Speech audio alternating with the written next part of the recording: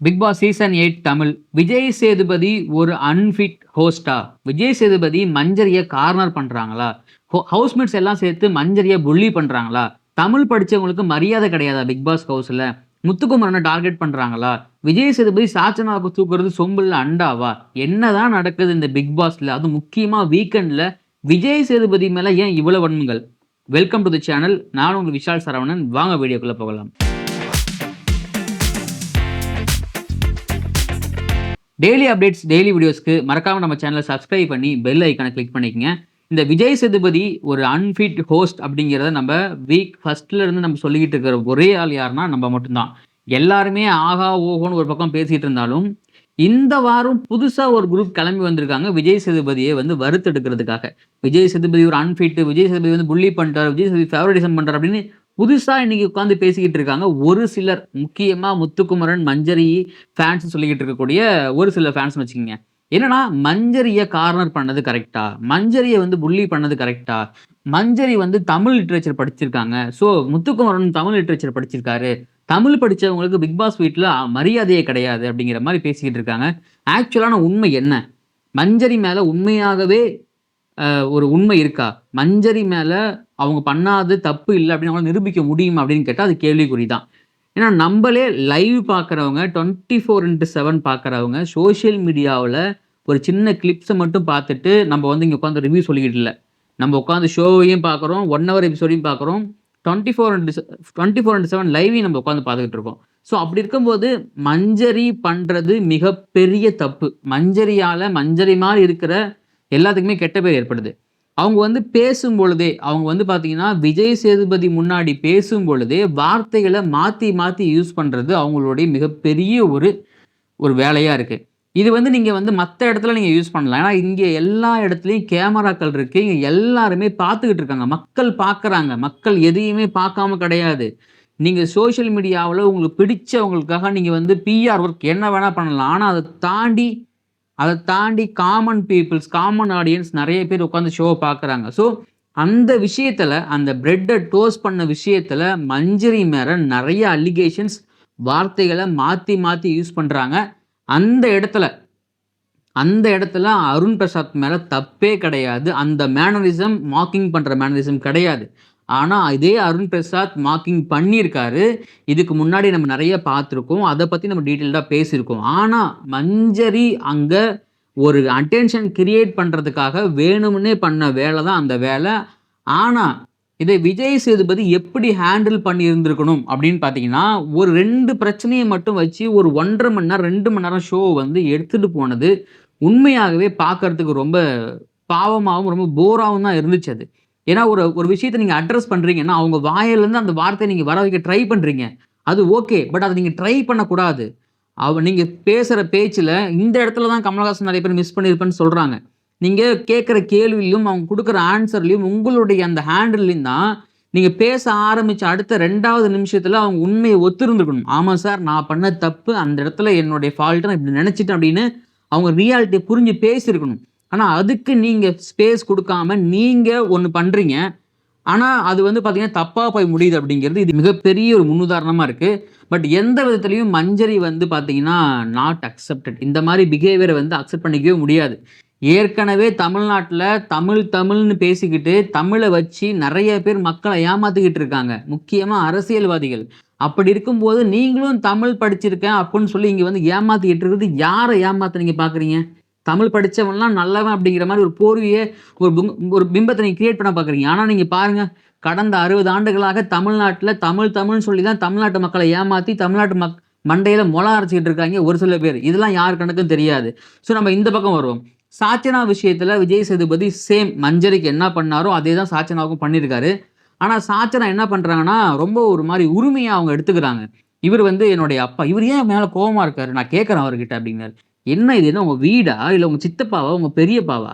நீங்க ஒரு தப்பு பண்ணியிருக்கீங்க. அந்த தப்பு அது தப்பே இல்ல. அதாவது மத்தவங்க மேல நீங்க வைக்கிற அலிகேஷன் அது அலிகேஷனே கிடையாது. அப்படிங்கிற ஒரு அறிவு கூட இல்லாம, அப்படிங்கிற முதிர்ச்சி கூட இல்லாம, கொஞ்சம் கூட மூளைய யூஸ் பண்ணாம முட்டாள்தனமா பண்ண வேலைக்கு விஜய் சேதுபதியும் நீங்க இழுத்தீங்க பார்த்தீங்களா?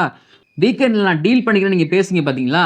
அந்த நீங்க டீல் பண்ணிக்கிறேன்னு பேசின விஷயம் தான் அங்க அப்பட்டமா வெளியே தெரிஞ்சு போச்சு. இவ்வளோ நாளா உங்களுக்கு விஜய் சேதுபதி கண்டிப்பா சொம்பு கிடையாது, மிகப்பெரிய அண்டா அப்படின்னு நமக்கு நல்லாவே தெரியும். அத வந்து நம்ம அக்செப்ட் பண்ணிக்கிட்டு தான் ஆகணும். ஆனா இந்த வீக்கெண்டு அவர் வாயிலிருந்து அவர் சொல்றாரு, "நீ புரிஞ்சுக்கோ, நீ பண்றது தப்பு" அப்படின்னு இவ்ளோ பொலைட்டா ஒருத்தவங்க வந்து பேச முடியுமா? ஏன் இதே மாரி வே ஆஃப் ஹேண்டில் நீங்க வந்து மத்த போட்டியாளர நீங்க ஹேண்டில் பண்ணலாம்ல. ஜாக்லின்ட்ட ஹேண்டில் பண்ணலாம். இல்லன்னா வந்து முத்துக்குமரன்ட்ட ஹேண்டில் பண்ணலாம். சௌந்தர்யாட்ட ஹேண்டில் பண்ணலாம். அவங்க எல்லாத்தையுமே நீங்க வந்து ஃபேஸ் டூ ஃபேஸ்லாம் பண்ணுவீங்க.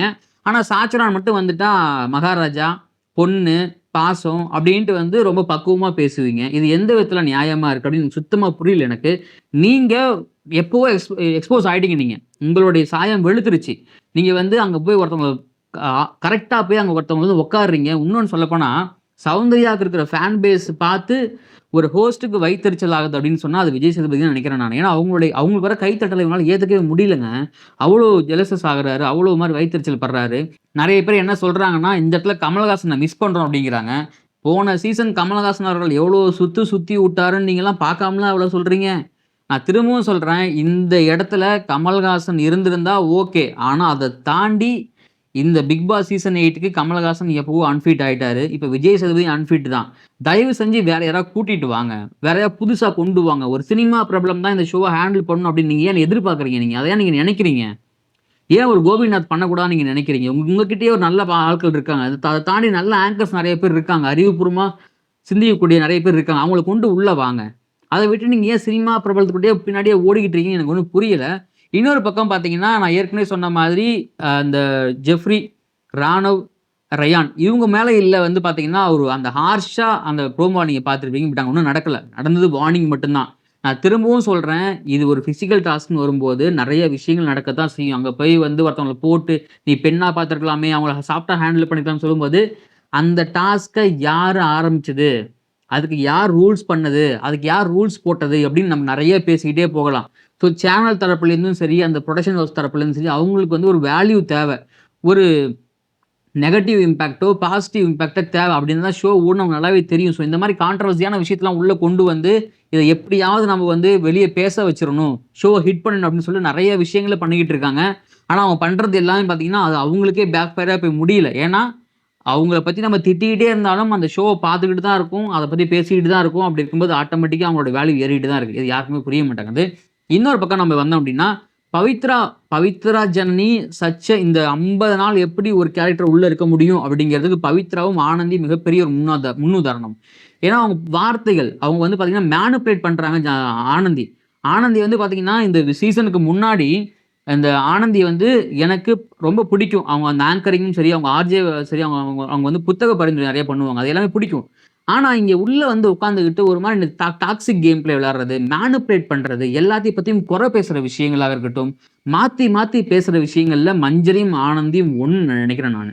ஏன்னா, எவ்வளவு தன்னை மட்டப்படுத்திக்க முடியுமோ, அந்த அளவுக்கு உள்ள உட்கார்ந்துட்டு பேசிட்டு இருக்காங்க. வெளியில மக்கள் பார்க்குறாங்க அப்படிங்கிற கொஞ்சம் கூடவா அவங்களுக்கு அறிவு இல்லாம இருந்திருக்கும் அப்படின்னு நமக்கு கேட்க தோணுது. பவித்ரா ஜனனி. அவங்க வந்து அந்த நீ பொம்மை, நானும் பொம்மை டாஸ்க்ல 2 பொம்மைய கையில வச்சுக்கிட்டு, அந்த ஒரு பொம்மைய கையில வச்சுக்கிட்டு உள்ள போய் வச்சிருந்திருக்கலாம். மஞ்சரி பொம்மைய உள்ள வச்சிருந்திருக்கலாம். ஆனா, அவங்களுக்கு என்னுடைய பொம்மை உள்ள வரல. அதனால தான் அவங்க பொம்மைய வைக்கல அப்படிங்கிற ஒரு ஈகோ. ஒரு செல்ஃபிஷ்ஷான விளையாட்டு. அது வந்து எக்ஸ்போஸ் பண்ணிட்டாங்க இந்த அது எல்லாத்துக்கும் அப்பட்டமா தெரிஞ்சுது. அந்த டைம்ல சிவகுமார் போய் மஞ்சரிய டைவர்ட் பண்ணதால, கால புடிச்சு இழுத்து தொண்டையில ஆப்பரேஷன் குடுங்க அப்படின்னு அந்த டீச்சர் இழுத்து காமிச்சதால, மஞ்சரி டைவர்ட் ஆகி போய் பொம்மைய உள்ள வச்சுட்டாங்க. ஆனா, அந்த இடத்துல பவித்ரா செம்ம கேம் ப்ளே பண்ணாங்க. செல்ஃபிஷ் கேம் தான் ப்ளே பண்ணாங்க. அது எல்லாத்துக்கும் தெரிஞ்சிருச்சு. ஏன் இந்த பெண்கள் முக்கியமா பிக் பாஸ் வீட்ல இருக்கக்கூடிய பெண்கள் எல்லாருமே, அவங்களுடைய பண்ற தப்பு நீங்க மாட்டிக்கிட்டீங்க அப்படின்னு சொல்லும்பொழுது, மஞ்சரில ஆரம்பிச்சு, சாச்சனால ஆரம்பிச்சு, பவித்ரா வரைக்கும் ஏன் உட்கார்ந்து அழுவுறீங்க? நீங்க பண்றது தப்புன்னா, தைரியமா ஆமா சார் நான் தப்பு பண்ணிட்டேன்னு ஒத்துக்கிற தைரியம் உங்களுக்கு வரணும். அதுக்கப்புறம் நீங்க ஃபெமினிஸ்ட் பத்தி நீங்க பேசுங்க உள்ள உட்கார்ந்துட்டு. Including RJ Anandhi. அப்போ நீங்க வந்து நீங்க தப்பு பண்ற வரைக்கும் நீங்க அமைதியா இருப்பீங்க. நீங்க பொய் சொல்ற வரைக்கும் அமைதியா இருப்பீங்க. எங்க நீங்க பண்ற வேலைகள்லாம் வெளிய தெரியுதோ, அப்ப வந்து நீங்க வந்து அந்த அழுகுறதுன்னு சொல்லி ஒரு ஒரு பிம்பத்த ஒரு ஆயுதத்த எடுத்து வந்து நிக்கிறீங்க. அப்ப வந்து ஐயோ! பாவம் அழுவுறாங்க அப்படின்னு நிக்கணும் நம்ப.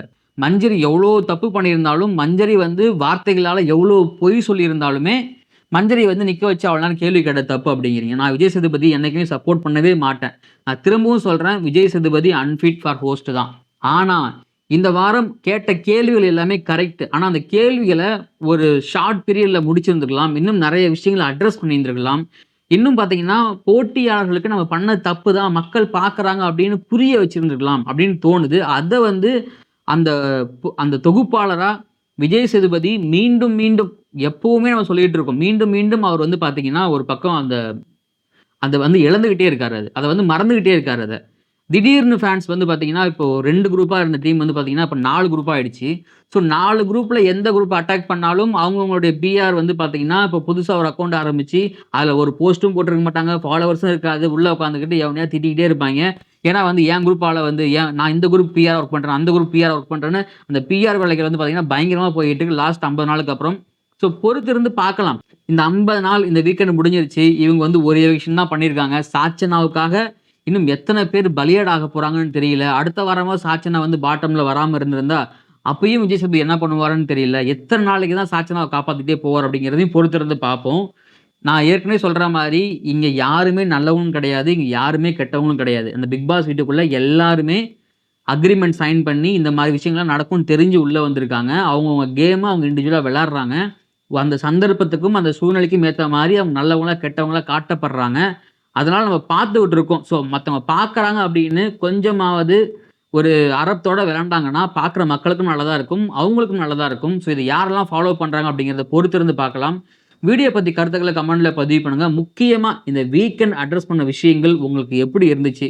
விஜய் சேதுபதி உண்மையாவே அன்ஃபிட்டா? உங்களுக்கு என்ன தோணுதோ அதையும் கருத்துக்கள் கமெண்ட்ல பதிவு பண்ணுங்க. டெய்லி வீடியோஸ்க்கு, டெய்லி அப்டேட்ஸ்க்கு மறக்காம நம்ம சேனல சப்ஸ்கிரைப் பண்ணிக்கங்க.